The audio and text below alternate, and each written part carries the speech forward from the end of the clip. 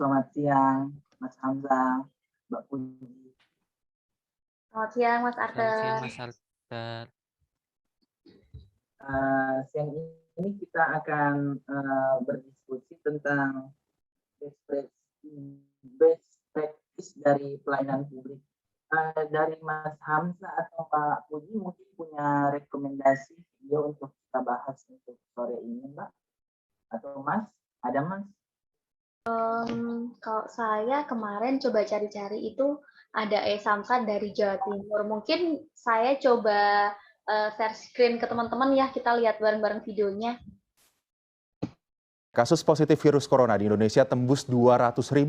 Berdasarkan data yang gini loh Mas, pajak motorku ini udah mau jatuh tempo. Aku nggak mau didenda kayak dulu lagi. Lagian kan sekarang kalau ke ATM Samsat, aku males, antrinya mesti panjang.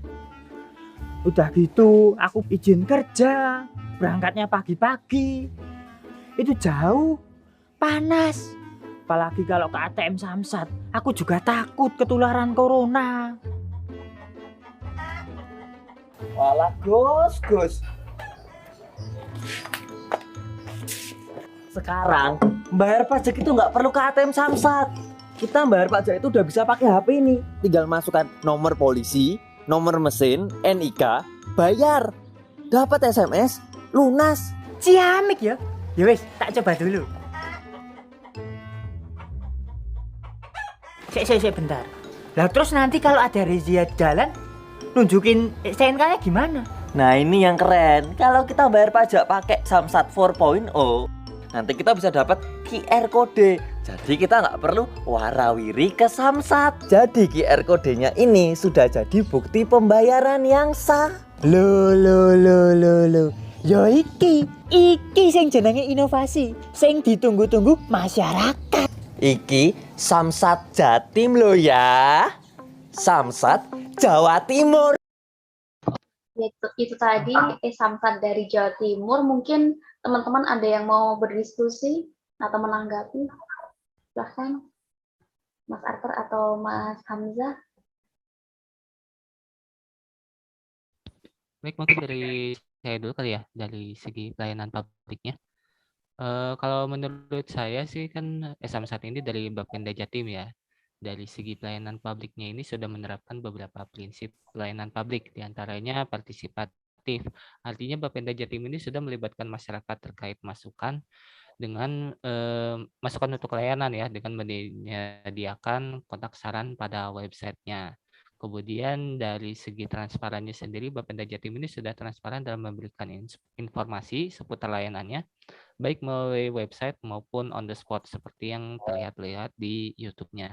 Kemudian dari segi responsif sendiri, artinya Bapenda Jatim ini mampu menjawab berbagai keluhan, seperti yang tadi kita lihat jam pelayanan yang lama oleh Bapenda Jatim dipangkas menjadi singkat berkat adanya ATM Mandiri dan layanan STNK.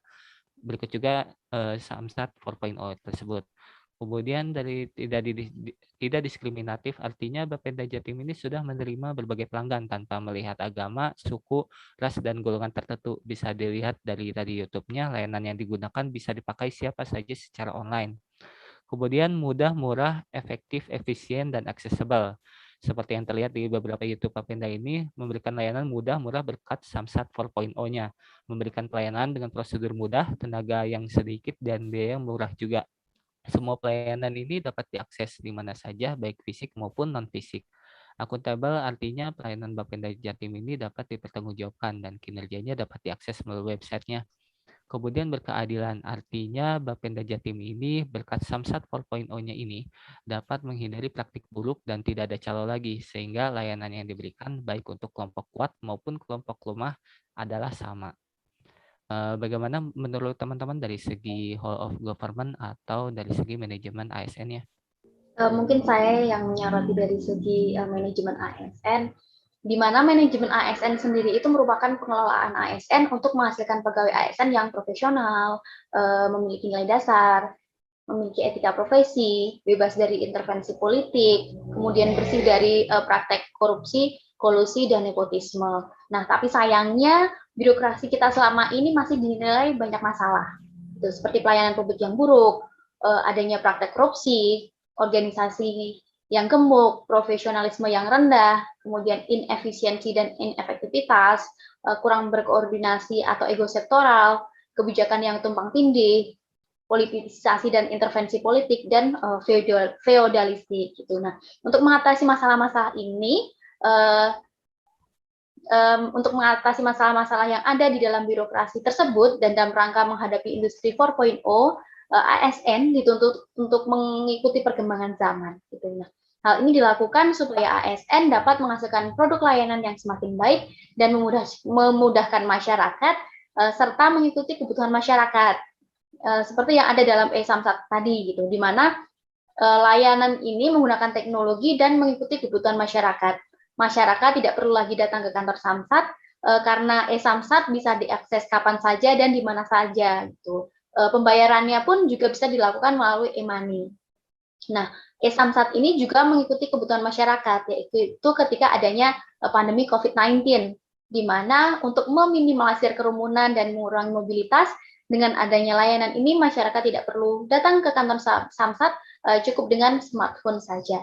Itu dari manajemen ASN. Mungkin Mas Arthur yang menyoroti WOG gimana nih pendapatnya? Kalau dari sisi WOG tentang layanan aplikasi Samsat 4.0 tadi yang di Jawa Timur, banyak sekali manfaat yang kita bisa lihat, yaitu satu, meningkatkan keleluasaan waktu dari pengguna wajib pajak untuk melakukan pembayaran. Wajib pajak tidak perlu datang langsung ke kantor Samsatnya, lalu meniadakan antrian, serta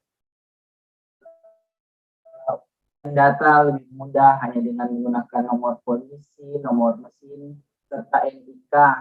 Lalu pada sisi lingkungan kerjanya, lingkungan kerja dari aplikasi ini hanya diakses menggunakan HP, jadi menggunakan jari saja kita sudah dapat mengakses layanan aplikasi tersebut. Kemudian dari sisi daya saing itu menyediakan layanan one stop service, itu layanan yang dapat diakses kapanpun dan dimanapun. Dari sisi akuntabilitas, layanan yang ini bersifat transparan dan akuntabel. Dan dari koherensi kebijakan, yaitu layanan ini membantu pemulihan ekonomi Jawa Timur di tengah pandemi saat ini. Dan dari segi biaya pembayaran jadi lebih mudah, dapat dilakukan dengan dompet digital menggunakan GoPay, Klik Aja, Tokopedia, Indomaret, dan sebagainya. Dari sisi waktu